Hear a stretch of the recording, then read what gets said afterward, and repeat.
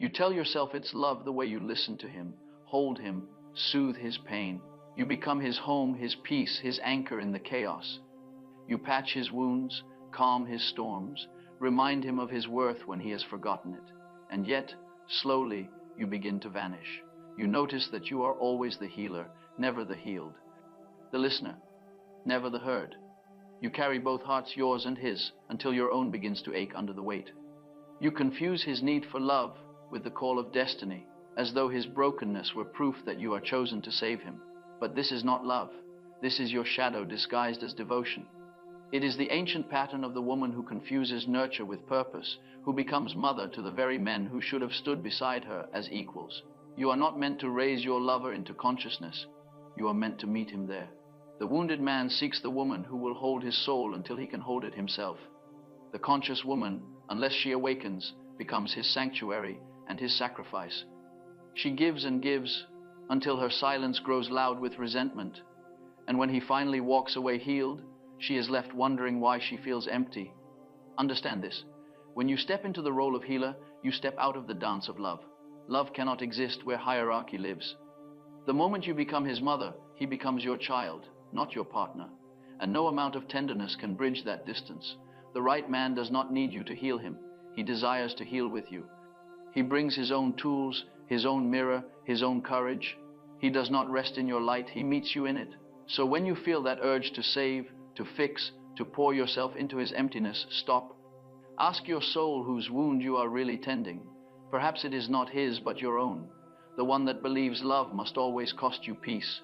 You were not born to be every man's sanctuary. You were born to be a whole woman, to meet love as an equal, not as a savior. The moment you remember that, the pattern breaks.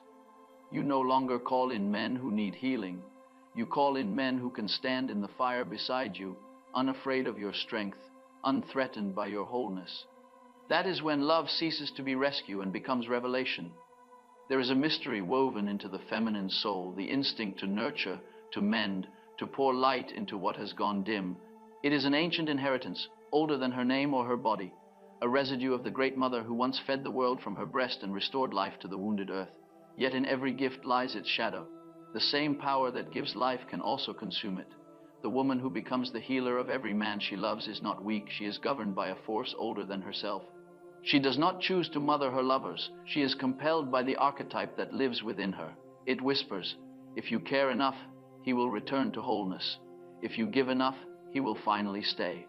She believes this because she has seen in him not the man but the child, and every instinct in her surges toward that child with tenderness. From her earliest years, the world has praised her for her goodness. You are so kind, they said, so patient, so understanding.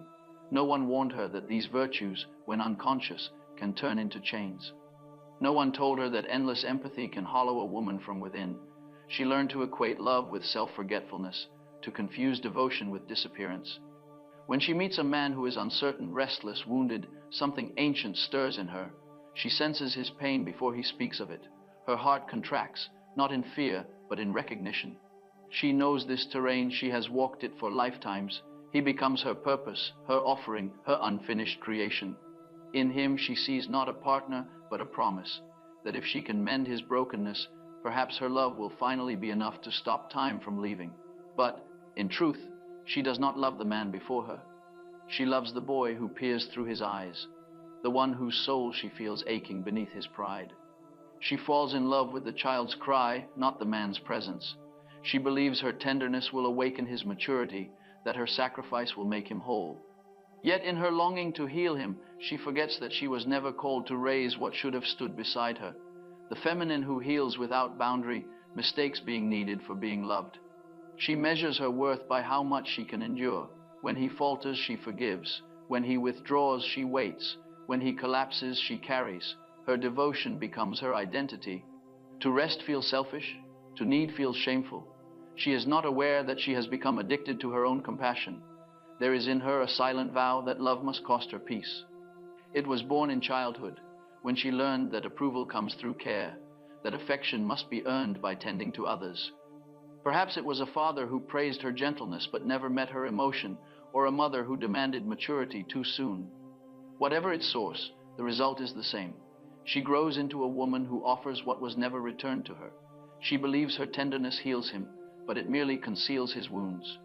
She covers his pain like a mother tucking in a restless child, whispering that everything will be fine, though both of them know it is not. In her embrace, he feels safe, but not awakened. He confuses her warmth for salvation and clings to her like an infant to the breast. And she, intoxicated by the illusion of purpose, lets him. It is an old pattern, as ancient as myth itself. Demeter searched for Persephone through the underworld, willing to halt the turning of the seasons to bring her child home. Isis gathered the scattered pieces of Osiris from the rivers of Egypt and breathed life back into him. The feminine has always been the one who restores the broken, who calls the lost soul back into form. But myth, when lived unconsciously, becomes bondage. She becomes the woman who resurrects men. Each love becomes a ritual of revival. She takes what is fractured in him and holds it as if it were sacred. She becomes his healer, his teacher, his priestess, everyone but his lover. She whispers truth into his silence, translates his moods into meaning, and calls it intimacy. But it is not intimacy, it is worship. As the months pass, she begins to feel herself thinning. She cannot say when it began, only that her laughter now feels quieter, her dreams fainter. She carries his moods like weather, rearranging her own light to keep his storms from returning. He says he loves her softness, but he loves it only when it cushions him. He says she brings him peace, but that peace is purchased with her exhaustion. One day, she looks in the mirror and does not recognize her reflection. Her eyes still shine, but they no longer belong to her. They have become windows through which others have looked to find comfort. She realizes she has spent her life tending to everyone else's becoming while neglecting her own. She begins to suspect that what she calls unconditional love is not always love at all. It is often fear. Fear that if she stops giving, she will vanish. Fear that if she lets him struggle, he will leave. Fear that her worth exists only in the healing of others.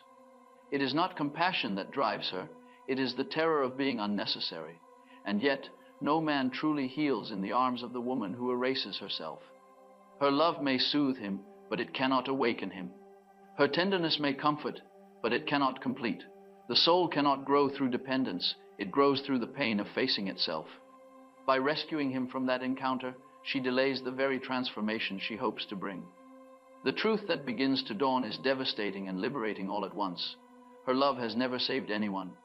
The men she poured herself into, the ones she believed she healed, did not stay because they were whole. They stayed because she carried their burden for them. And when they left, she mistook their departure for betrayal, not seeing that she had kept them from becoming men by mothering them into sons. What she called devotion was, in truth, a quiet refusal to let others carry their own suffering. She was terrified that if they did, they would no longer need her. But the soul, like the child, must fall to stand. To love another is not to shield them from their pain, but to trust that their pain belongs to their destiny. The great mother in her, the archetype that both nurtures and devours, must now be seen clearly. When she loves without consciousness, she becomes the devouring aspect, the one who smothers growth in the name of care. She holds him too tightly, feeds him too long, and calls it love. But love, real love, is not the refusal of separation. It is the faith that what is born of soul can survive on its own. The woman who heals everyone must finally face her own wound, the belief that she must earn existence through giving. Until she sees this, every man will arrive as another son, another patient, another broken mirror. Her task is not to close her heart, but to open her eyes, to see that compassion without boundary is not virtue, but blindness. And when she finally sees it, when she dares to let others suffer without rushing to mend them, something extraordinary happens. Her love becomes stronger, not smaller. It gains gravity, depth, clarity. She no longer offers it to those who drain her. She offers it to life itself. Her tenderness becomes power, not the softness that collapses, but the softness that holds. She realizes that true love begins where the Savior ends. To love without rescuing, to care without carrying, to stay open without dissolving, this is the task of the conscious feminine. It is not an easy path, for it demands that she trust life enough to let it unfold, without her constant mediation. But when she learns to do this, she becomes not mother, not martyr, but mirror, reflecting back to others the strength that was always theirs. And perhaps then, For the first time, she will meet a man who does not seek a mother's breast, but a woman's soul. For only when she steps out of the role of healer will she make space for the one who does not need healing to love her, the man who can meet her not as patient or pupil, but as equal. That is where love begins again, not as rescue, but as recognition. Every woman who has become the healer of men has, without realizing it, met the wounded masculine face to face. He arrives like a mystery, wrapped in charm and longing, often gentle, often brilliant, but carrying an invisible weight. There is a sadness in him that moves her deeply, the trace of a boy who never fully became a man. She senses in his silence an ache for something lost, something never nurtured into wholeness. Her heart, trained by centuries of instinct, responds, "I will love him back to life." He may speak little of his wounds, or he may speak of them endlessly, of the father who never understood, the mother who was absent or demanding, the world that asked too much of him too soon. She listens, her tenderness awakened by his fragility. But beneath her empathy hides a dangerous illusion. She believes she has been chosen for a sacred mission, to be the one who will finally bring peace to his unrest. What she does not see is that he has chosen her for the same reason, to carry the burden he refuses to meet within himself. For the wounded man, love often begins as projection. He looks upon the woman and sees not a separate being, but an embodiment of his lost soul. In her compassion, he senses the mother he longed for.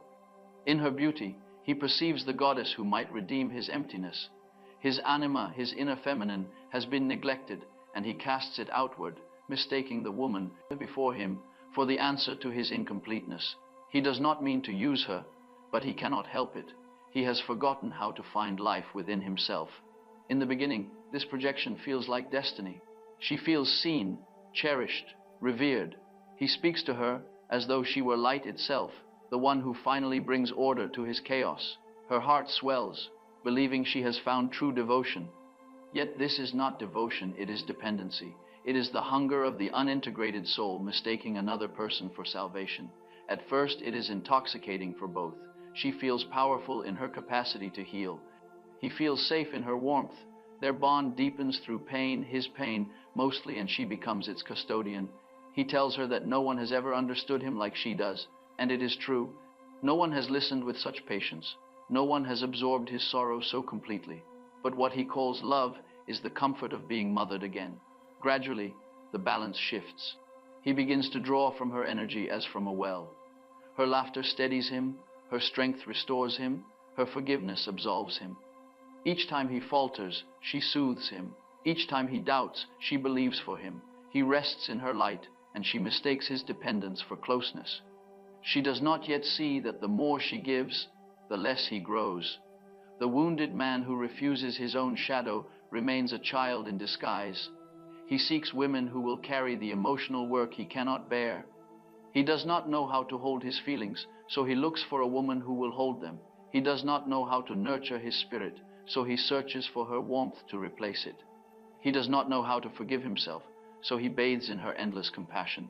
He becomes addicted to her empathy, feeding on it the way the infant feeds on milk. And she, sensing his need, feels both needed and imprisoned. For the more she mothered him, the less he became capable of standing beside her. His love begins to mirror gratitude, more than passion, dependence more than equality. And when she tires, when she withdraws, he feels abandoned, confirming the very wound she tried to heal. The unconscious masculine fears emotion as he fears the sea, vast, unfathomable, capable of drowning him. So he builds boats of reason, walls of intellect, habits of avoidance. But the feminine by nature moves like water. She flows, she feels, she absorbs. When he enters her life, he is drawn to that flow like a desert longing for rain. Yet he cannot dwell in it. It overwhelms him. So he stays near enough to drink but not to drown, holding her close enough to be soothed yet distant enough to preserve his illusion of control. She mistakes this distance for mystery, this inconsistency for depth.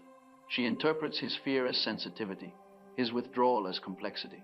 She believes that if she can only love him more purely, he will finally feel safe enough to stay. But love cannot heal what fear refuses to face. The moment she becomes his mother, he ceases to desire her as woman. What was once passion turns to comfort. What was once union becomes refuge. He will often speak of guilt, guilt for his failures, for her suffering, for being too much. But guilt is not the same as responsibility. It is emotion without action, confession without change. The wounded man hides behind it, for it allows him to remain remorseful without transformation.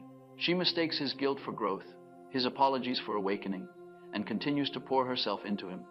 Yet every time she forgives what he has not yet confronted, she reinforces his avoidance. She rescues him from the very pain that could have made him conscious.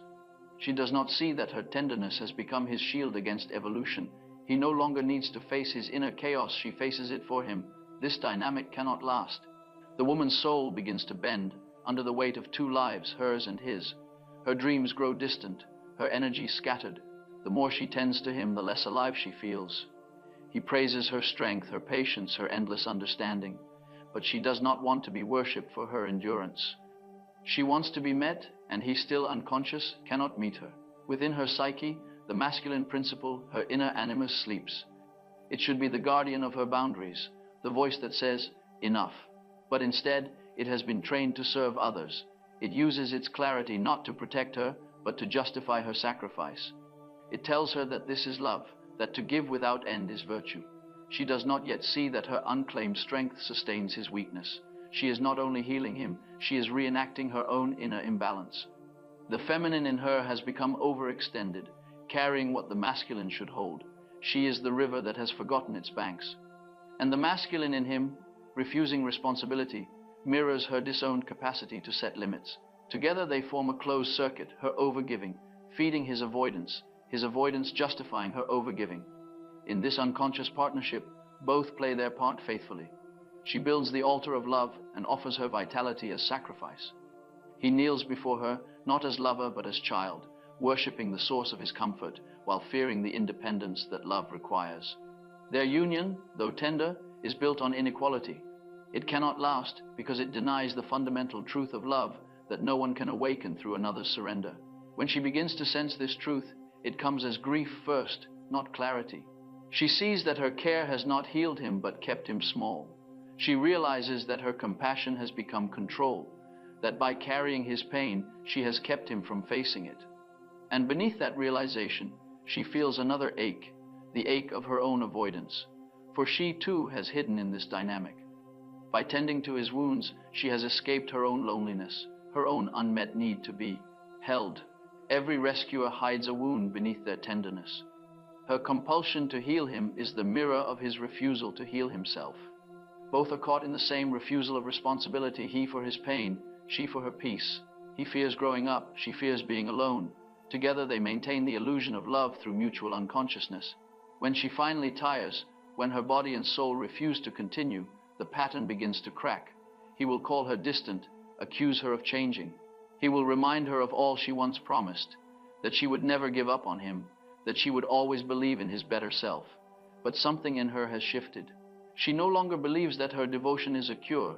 She has seen that her empathy, without boundary, is poison. Her awakening does not come with anger, but with sorrow.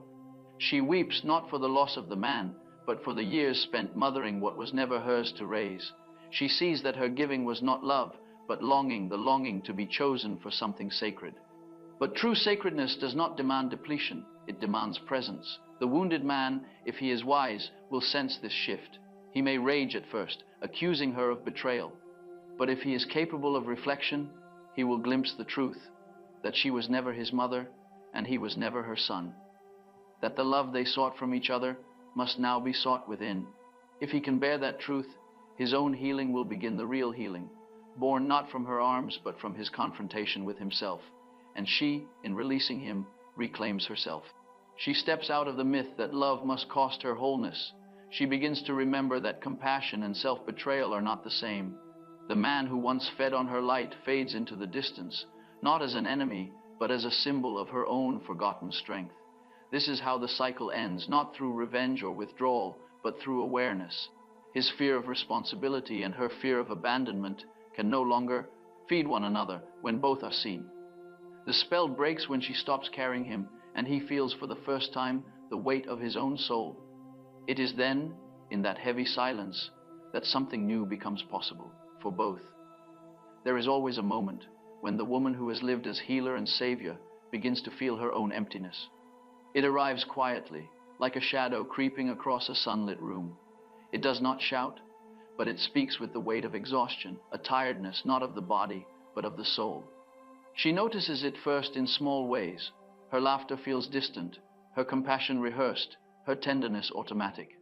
She is still kind, still patient, still endlessly giving, but beneath her calm, something in her whispers, "I cannot do this anymore." This is the beginning of descent, the call that every soul must one day hear. For years she has lived turned outward, her eyes fixed on the wounds of others, her hands busy tending to their pain. Her worth was measured by her usefulness, her identity formed around her capacity to soothe. But now the current begins to reverse. What she gave so freely to others calls to be returned to herself.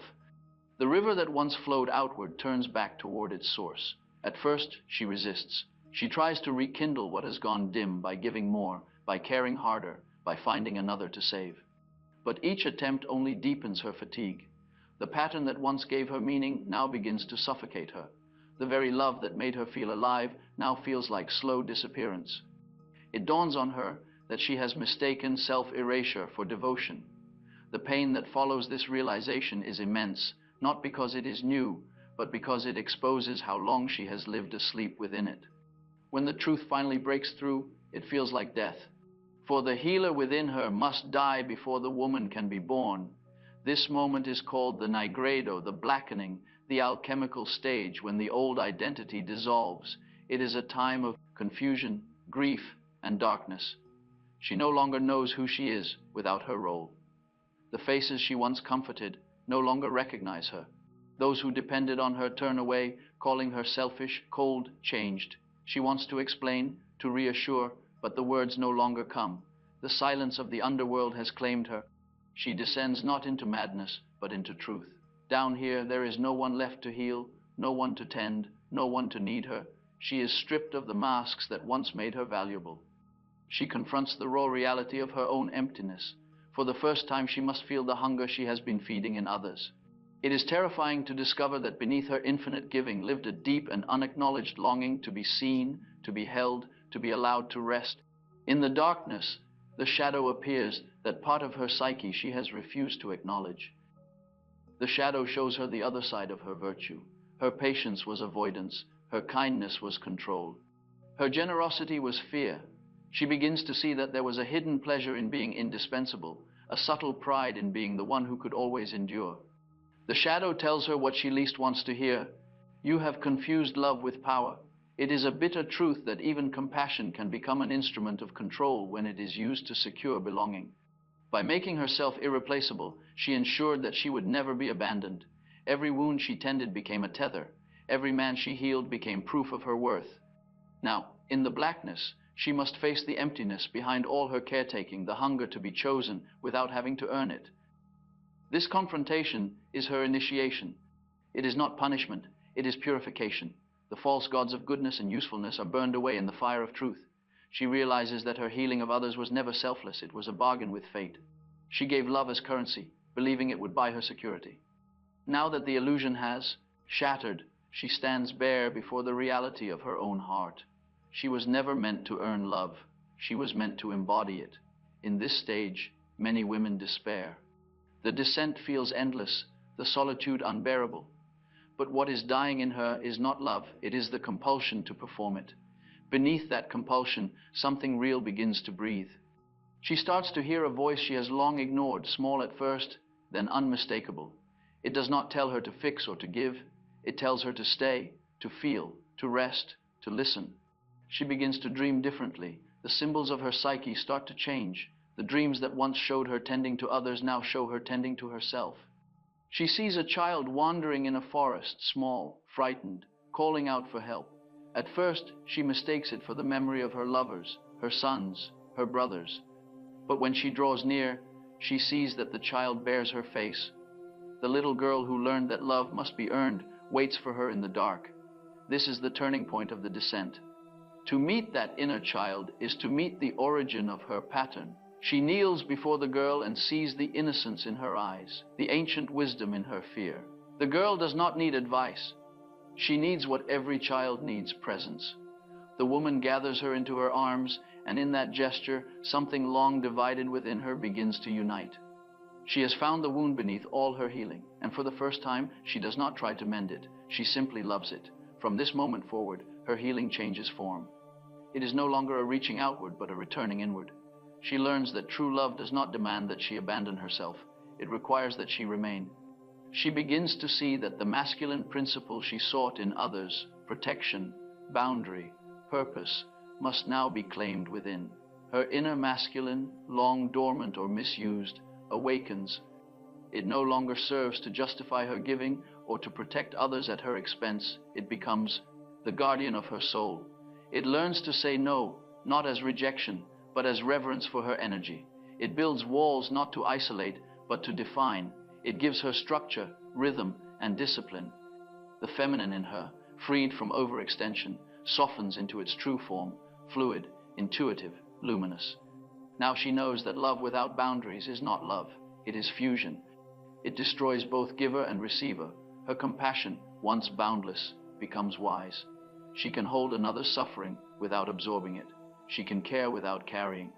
She can listen without losing her silence. The sacred mother within her is reborn not as the devouring goddess, but as the one who gives life without possession. Her relationships begin to change. The men who come to her sense something different. They feel her empathy, but also her edge.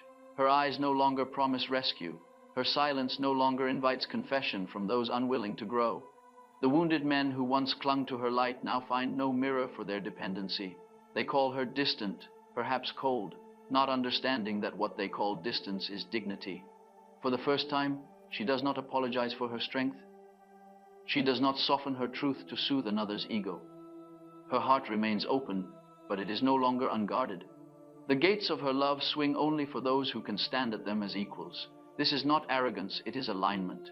She has learned that the soul does not flourish where it must beg to be met.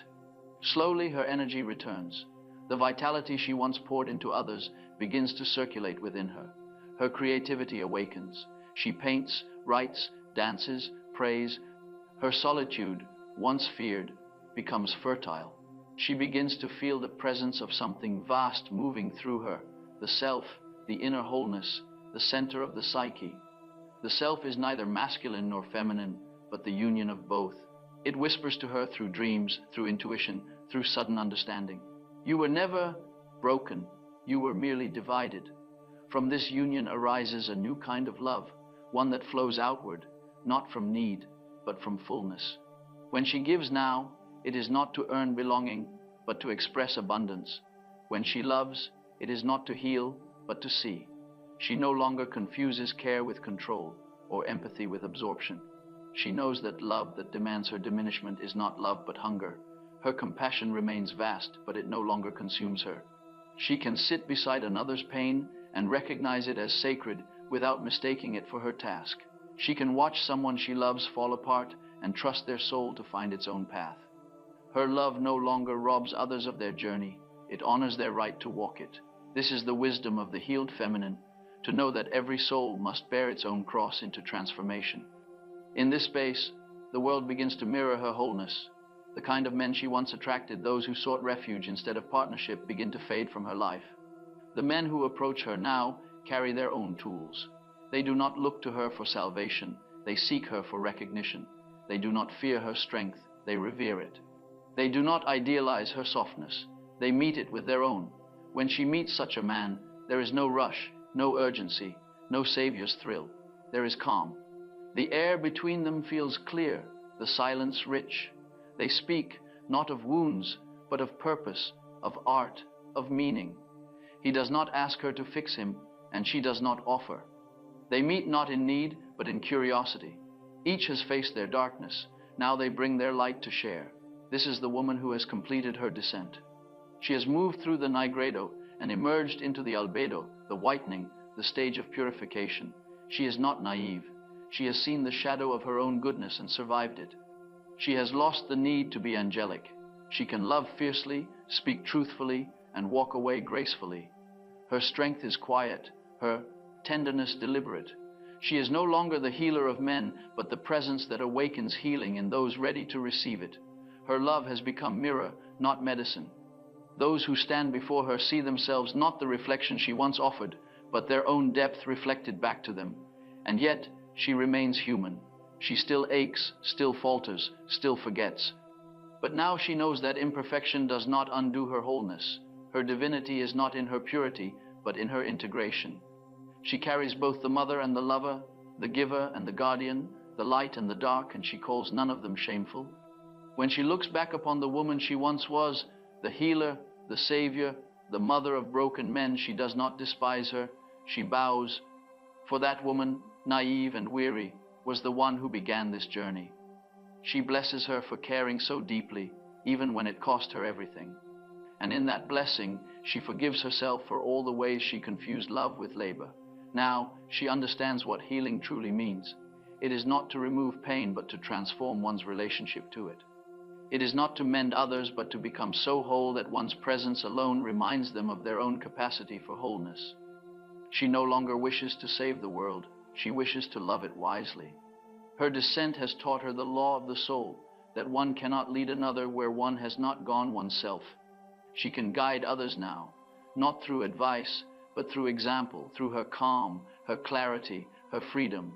Her life becomes her teaching. Her peace becomes her medicine. This is the birth of the conscious feminine, not the eternal giver, but the balanced being who knows when to open and when to close, when to nurture and when to release. She carries within her both compassion and discernment, softness and strength. She has become what the world most needs, not another mother to its wounded men, but a mirror in which both men and women can see what maturity of the soul truly looks like. And in that recognition, she realizes she never stopped being a healer. She simply learned that healing is not giving everything away, but living so fully that others remember it is possible. When the woman finally emerges from her descent, she returns to the world not as she was, but as something far older and wiser than before. Her soul carries the quiet strength of one who has died to illusion and risen into truth. The pattern that once defined her to heal, to save, to mother, has lost its seduction. She no longer seeks in love what must be found in solitude. She moves differently now, slower, deliberate, unhurried by longing. The space she once filled with giving has become a temple of presence. The woman who has integrated her shadow no longer calls for wounded men. Her energy no longer hums with the frequency of rescue. The light around her has changed. It no longer says, "Come, I will carry you." It says, "Come, if you can stand beside me." She has learned that love cannot exist where hierarchy rules. To mother a man is to turn him into a child, and to be worshipped as a savior is to become a cage. Equality is the only ground where souls can truly meet. At first, this new stillness confuses her. The silence that follows the end of rescuing feels vast. The parts of her once defined by drama, tears, and effort fall quiet. She wonders if she has grown cold. But this is not coldness, it is clarity. It is the peace that arrives when the feminine stops performing tenderness and begins embodying it. Her love is not frantic anymore. It has gravity, depth, and direction. Men feel this change immediately. The ones who come seeking shelter sense it and falter. Her warmth no longer opens itself on command. Her compassion now stands behind the gate of discernment. They cannot manipulate her with charm or need, for she recognizes the language of dependency too well. They may call her guarded, distant, even heartless, not realizing that she has simply ceased to trade her energy for belonging. But among these men, one appears who is different. He does not tremble before her strength, nor flinch from her truth. He feels her depth and does not confuse it with danger. When he speaks, his words carry weight because they have been earned through silence. He has faced his own inner abyss, and it shows in his eyes not darkness, but depth, the kind that reflects rather than absorbs. He does not seek a mother in her, he seeks a mirror. He does not need her to translate his feelings. He has learned to listen to them himself. He does not mistake her calm for indifference or her independence for threat. He senses that her wholeness is not an obstacle to his masculinity, but an invitation to his own. When they meet, it does not feel like rescue. It feels like recognition. Their souls do not rush together in hunger. They approach each other in stillness, as if remembering a promise made before either was born. There is no need to fill the space with words. They can sit in silence, and the silence itself feels full. He has his own wounds. Of course, every human does. But he has faced them. He has not turned them into altars for her worship. He has learned to mother himself, to father himself, to hold his pain without needing her to hold it for him. And she, having integrated her own masculine, no longer hides her emotions behind care. She speaks plainly, without fear that honesty will cost her love. Their union is not a merging, but a meeting. They do not lose themselves in each other. They find themselves reflected. It is a dance of two complete beings, each moving with awareness of their own rhythm, yet attuned to the other's step. He gives, and she receives, but the giving and the receiving are indistinguishable. Energy flows between them as naturally as breath. The love that arises between them is different from the old kind, quieter, but infinitely more powerful. There is no feverish need, no possessiveness disguised as passion. There is depth instead of drama, truth instead of turbulence. It is love as consciousness, not compulsion. This is the conjunctio oppositorum, the sacred union of opposites. It is not the end of struggle, but the transformation of it. Where the unconscious lovers fought for dominance, the conscious lovers wrestle only with truth. When pain arises, they do not run or blame, they turn toward it together. Each understands that conflict is the soul's alchemy, the fire through which connection becomes gold. She no longer tries to interpret him, she listens. He no longer tries to correct her, he honors. Their conversations are not power struggles, but revelations. When she cries, he does not panic or retreat. He knows that her tears are not a demand, but a release. When he grows silent, she does not fill the space with apology. She knows that silence is his way of returning to himself. They grant each other the one gift all souls crave, the freedom to be. He protects her peace without needing to dominate.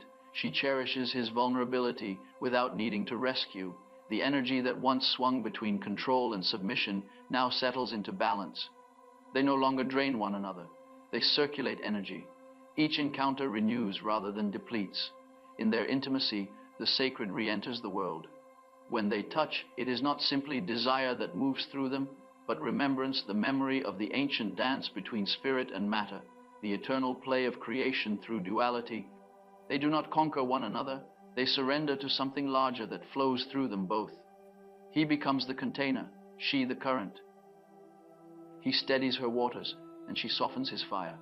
In him, she finds safety without confinement. In her, he finds devotion without demand. They have each become whole enough to hold the other without fear of losing themselves. This love does not promise eternal harmony. It still trembles with the imperfections of human life. There are moments of distance, of misunderstanding, of silence, but even these become sacred. They do not signify the end, they signify movement. The relationship breathes. It contracts and expands like the lungs of the divine. And in each contraction, they find another layer of themselves to meet. When jealousy or fear arise, neither seeks to fix it instantly. They know that what surfaces in love is never the fault of the other, but the material of the soul asking to be integrated. He does not demand her reassurance. He asks himself what part of him feels unworthy. She does not demand his pursuit. She asks what part of her fears being left behind. Together, they make their love a vessel for individuation. This is the purpose of conscious relationship, not comfort, but awakening. To love in this way is to agree to mirror one another's unconsciousness until it becomes conscious. It is to turn the friction of difference into the spark of transformation. It is to remember that love, at its core, is not the merging of two halves, but the meeting of two wholes walking toward the same fire. The woman who once carried the men she loved now carries herself. She no longer confuses empathy with surrender. She no longer apologizes for her depth or her discernment. She no longer shrinks to make space for fragile egos. Her heart, once a battlefield of longing and exhaustion, has become an altar of peace, and the man beside her recognizes it for what it is, sacred ground. He approaches her not with conquest, but with reverence. He knows that to love such a woman is not to tame her, but to rise to meet her. He does not fear her tears. He has cried his own. He does not shrink from her truth. He has faced his own. Together, they stand in the luminous tension of equals, bound not by dependency, but by devotion. Their love is no longer based on illusion, not on fantasy or projection or need. It is grounded in seeing. He sees her fully, her beauty, her rage, her tenderness, her strength, and does not wish to change a single thing. She sees him, his quiet power, his fear, his softness, and trusts him to hold himself. They have learned that love is not the absence of shadow, but the light that makes it visible. In this way, their union becomes a living symbol of the self. The outer marriage mirrors the inner one, the balance of masculine and feminine within each of them. She carries his energy within her as he carries hers within him. When they look at one another, they recognize not completion, but reflection, each a living image of the other's wholeness. And because neither demands perfection, both can finally rest. They are free to play, to create, to dream, to fail. They are no longer bound by the fear of losing love, for love no longer depends on performance. It exists because it is natural, not because it is earned. Their togetherness is not the merging of two bodies, but the meeting of two centers, the quiet joy of knowing that nothing is missing. This is what the soul had been seeking through all her years of healing, all her heartbreaks and rescues. Not to be the source of another's salvation, but to be met in the truth of her being. All the broken men, all the lessons, all the fatigue, they were the teachers that led her here to the understanding that the greatest act of love is equality. For love, when awakened, no longer seeks to repair, it seeks to reveal. It does not demand that one become less so the other can become more. It honors difference as the music through which harmony exists. And when two beings live in this awareness, their relationship becomes more than romance. It becomes a sacred work, an offering to the wholeness of life itself. Their union radiates outward. Others feel it. Friends, strangers, even children notice the peace between them. It is not loud, not showy, but palpable, the quiet magnetism of two souls who no longer drain one another. The world around them softens, for consciousness always ripples outward. The healed woman heals by her being, not by her effort. The conscious man strengthens others simply by embodying integrity. They know now that love was never meant to save anyone. It was meant to awaken. They no longer reach for each other in fear of being alone. They walk together in reverence for the mystery that made them both. And so, the story of the mother and the wounded son ends. Not in bitterness, not in regret, but in transmutation. What once was need has become wisdom. What once was exhaustion has become serenity. What once was sacrifice has become sovereignty. The woman no longer heals men because she no longer needs to. She has become the medicine she once sought to give. Her presence alone is healing, not because she tries, but because she is whole. And the man who meets her there does not consume her light, he reflects it. This is the birth of conscious partnership. It is not fantasy, it is the reward of awareness. It is not a fairy tale, it is the consequence of descent. It is the sacred union of two souls who have faced their darkness and chosen again and again to love through it.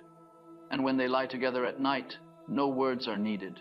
The silence between them hums with understanding. He reaches for her hand, and she does not shrink. She meets his gaze, and he does not look away.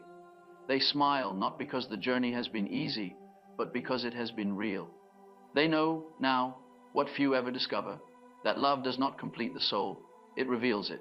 And to be revealed fully, fiercely, without disguise, is all the soul ever wanted.